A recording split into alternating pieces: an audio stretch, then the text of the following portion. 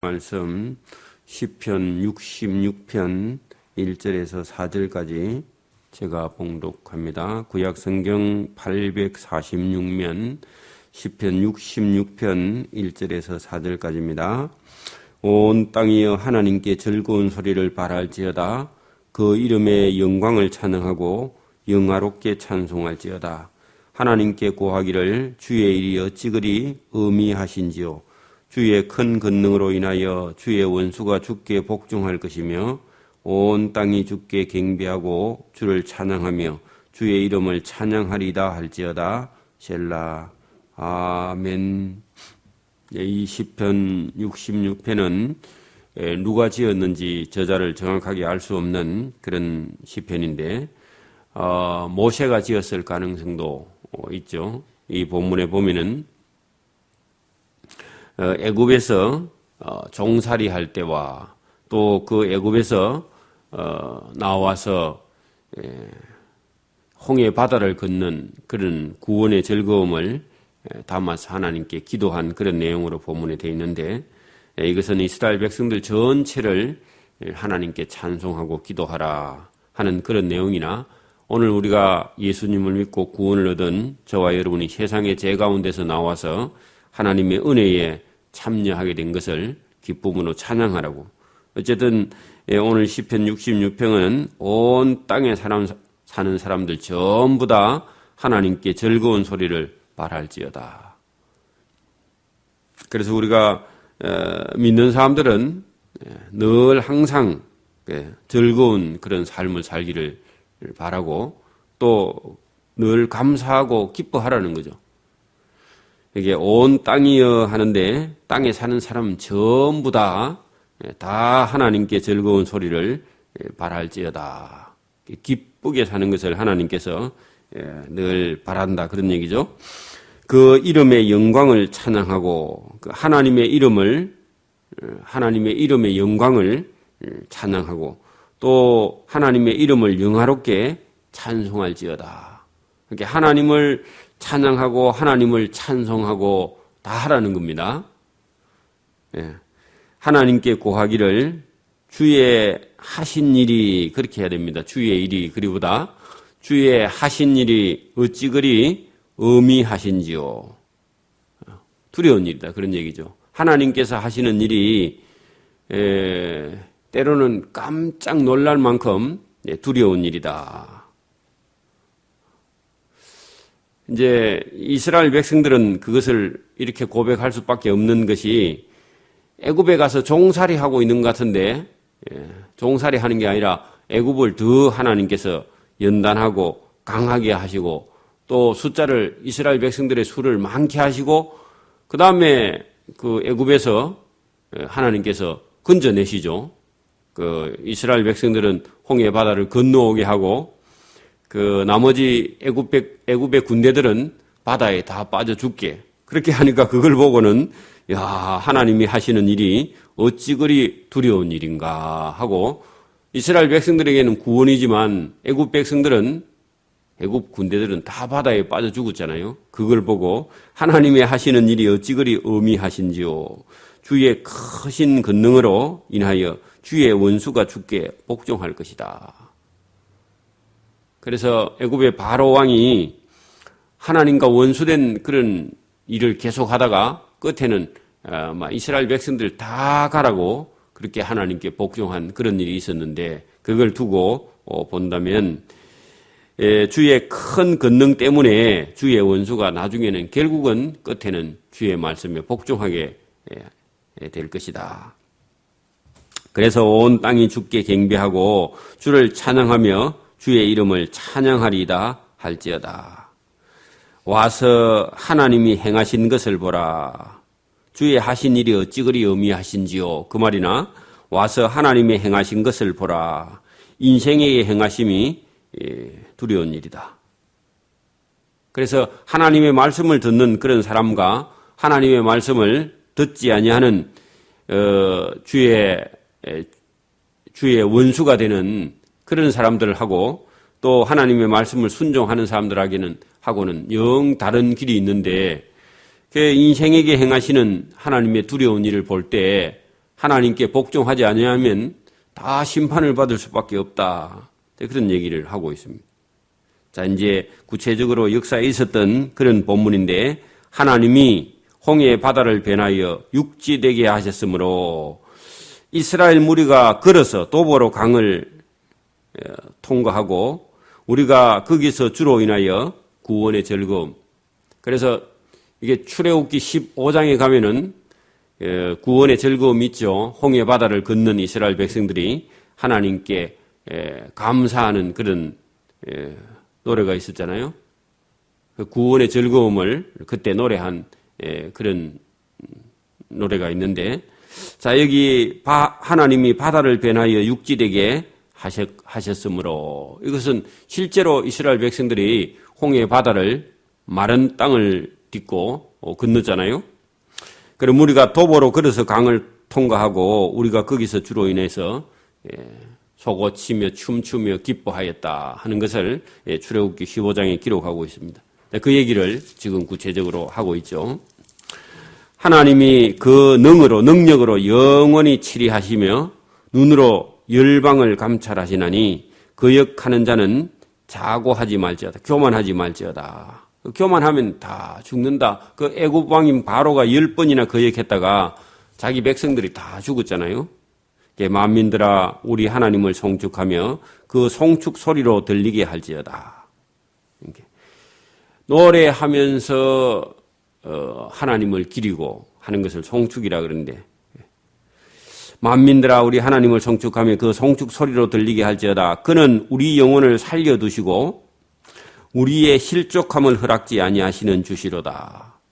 그래서 이스라엘 백성들을 애굽에서 건져내신 일이 우리의 영혼을 살려두시고, 만약에 애굽에서 끝까지 살겠다, 이스라엘 백성들 중에서 애굽에 살만해서, 그죠? 애굽에서 자리 잡고 안 나오고 살겠다, 그렇게 하면 그 사람은 죽는 거죠. 그래서 우리의 실족함을 허락지 아니하시는 주시로다. 다 따라 나와야 됩니다. 하나님이여 주께서 우리를 시험하시되, 어디서요? 애굽에서 400년 동안 하나님께서 시험하셨다. 종으로, 그죠? 종으로.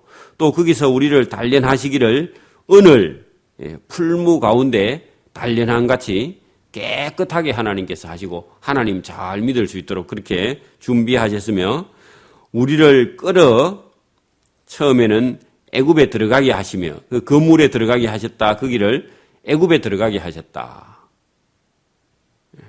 우리를 끌어 애굽의 거물에 들어가게 하시며 어려운 짐을 우리 허리에 두셨다. 애굽에 가서 종살이 했죠. 그래서 여러분 젊은 날 아니면 어릴 때부터 어려운 가정에서 자란 사람은 그 처음에 그 어려움이나 어려운 가정에서 산 것이 그것이 여기 본문대로 하면은 뭐 같다고요? 건물에 들어가게 되는 것처럼 그 힘든 일인데, 또 그 뒤에 어려운 짐을 우리 허리에 두셨다. 그런데 어려운 집에 태어나서 어려움을 경험한 사람은 그게 처음에는 아이고 내가 왜 이리 가난한 집에 태어나서 고생하는가 그래 싶은데, 그 어릴 때 어렵게 자란 그것이 도리어 자기에게 뭐라고요? 자기의 삶에 단련을 받고 또 사람이 더 강해지고 또 사람이 더 부지런해지고 근면해지고 살아가는데 그게 더 복이다 하는 거나 똑같습니다. 그 이스라엘 백성들이 처음에 애굽에 끌려 들어가 가지고 고생하는 것처럼 어려운 짐을 허리에 둔 것처럼 400년 동안 종살이하는 것 같은데 그것이 하나님의 크신 은혜였다. 또 그것이 도리어 자기 영혼을 살려두시고 우리를 실족지 않게 하시는 그런 하나님의 놀라운 일이다 하는 것을 경험하게 된 것입니다. 자, 우리로 이스라엘 백성들로 우리 머리 위에 타고 가게 하셨나이다. 그게 표현이 잘못됐는데 거기 12절에 앞에 있는 부분 애굽 사람들로 이스라엘 백성 머리 위로 타고 가게 하셨다. 그 말은 애굽에 가서 이스라엘 백성들은 종이 되었고 애굽 사람들은 그 지배자가 되었다. 그런 뜻을 사람으로 애굽 사람으로 우리 머리 위로 타고 가게 하셨나이다. 우리가 불과 물을 통과하게 하였다. 그 애굽에 종살이하는 것이 불과 물을 통과하는 것처럼 그렇게 큰 시험이었다. 아까 전에 시험과 단련이라는 말이 나왔잖아요. 그 표현입니다.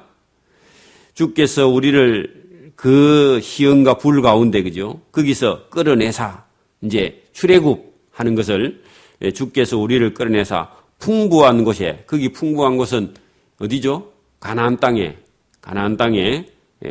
들이셨나이다. 그 한 줄에다가 애굽에 종살이한 고생한 것과, 그리고 거기서 끌어내사 출애굽시킨 후에 가나안 땅에 들어가게 하셨네. 그걸 한 줄에다 다 이렇게 막 시편에는 압축해갖고 기록해 놓으니까 그게 무슨 말인지 잘 모르겠죠.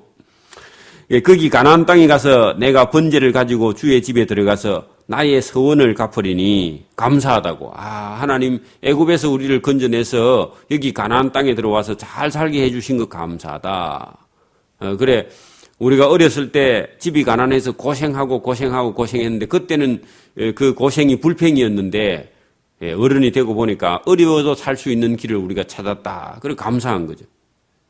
그래서 내가 여기 감사의 번제를, 출애굽한 가나안 땅에 가서 우리가 복 받고 산 것을 살면서 번제를 가지고 주의 집에 들어가서 나의 서원을 갚겠다.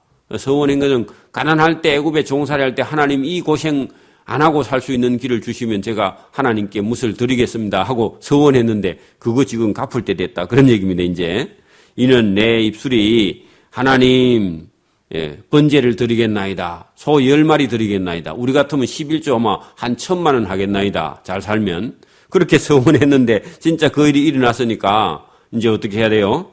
갚아야죠. 그래 내 입술이 그 서원한 거 그걸 내가 갚을 것인데 내가 환난 때에 내 입술이 말한 것입니다. 그게 어려울 때 하나님 지금은 우리가 뭐 양식이 없어서 아니면 애굽에 종살이 하는데 우리가 이 종의 삶에서 벗어나서 우리가 잘 살고 복을 받고 풍부하게 되면은 제가 11조를 얼마 하겠나이다 이런 식으로 이제 못 살 때 어려울 때 환난 때에 그렇게 자기가 서원한 거 있잖아요. 근데 서원했는데 그것이 지금 풍부한 곳에 들어가서 그 서원한 대로 자기의 삶이 넉넉해지니까 이제 실제로 번제로 갚아야 되겠죠. 11조 많이 하든지 그렇게 해야 된다. 그런 얘기죠. 내가 수양의 향기와 그 번제 내용이 수양의 향기와 함께 살찐 것으로 주께 번제를 드리며 서원한 거 갚는 거죠.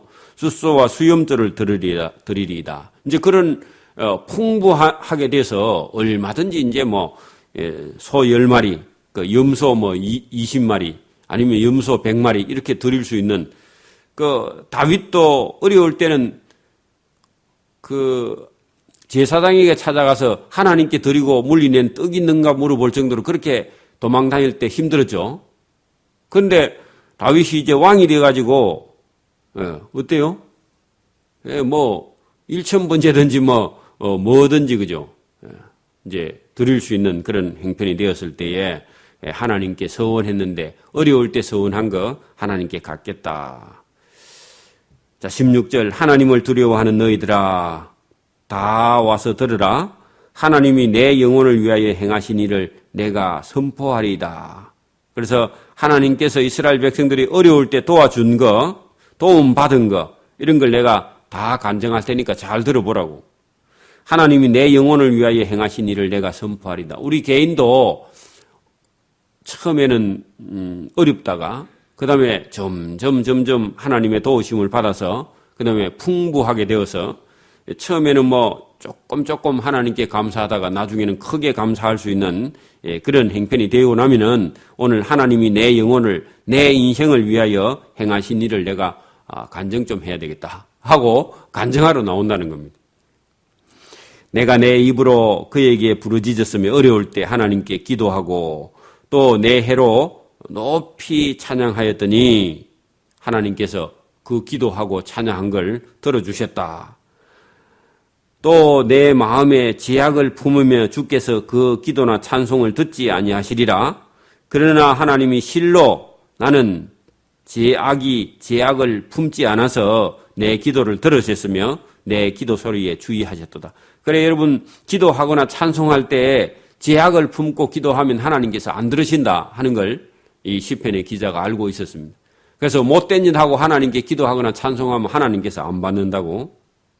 근데 자기가 경험해 봤는데, 그러나 실로 하나님이 내 기도를 들으신 것은 내 마음에 제약이 없어서 하나님께서 내 기도에 주의하고 들어주셨다. 그래서 여러분, 믿음 생활 하는 사람들이나 신앙 생활 하는 사람들이 마음에 악을 품고 하나님께 나와서 기도하거나 찬송하면 하나님께서 듣지 않았다는 걸 지금 여기 하나님이 하신 일을, 하나님이 내 영혼을 위하여 행하신 일을 내가 선포할 때 그걸 간증하고 있다. 그런 얘기죠. 하나님을 찬송하리로다. 저가 내 기도를 물리치지 아니하신 것은 자기 제약이 없었고 그 인자하심을 내게서 거두지 아니하셨도다 하는 것을 여기 나타내고 있습니다. 그래서 이 시편 66편 한 장만 해도 이스라엘 역사 전체를 압축하고 또 한 개인이 하나님이 하신 일을 보고 자기도 마음에 악을 품지 않고 하나님을 기도하고 찬송했더니 하나님께서 자기 인생에 내 영혼을 위하여 행하신 일이 크고 놀랍고, 그죠? 또 거기다가 하나님께서 자기에게 베풀어 주시는 것이 어미하게 깜짝 놀랄 정도로 하나님께서 큰 일을 해 주시는 것을 경험하고 간증한 그런 시편의 내용인데, 저와 여러분도 이와 동일한 그런 감정이 있기를 소원합니다. 아멘.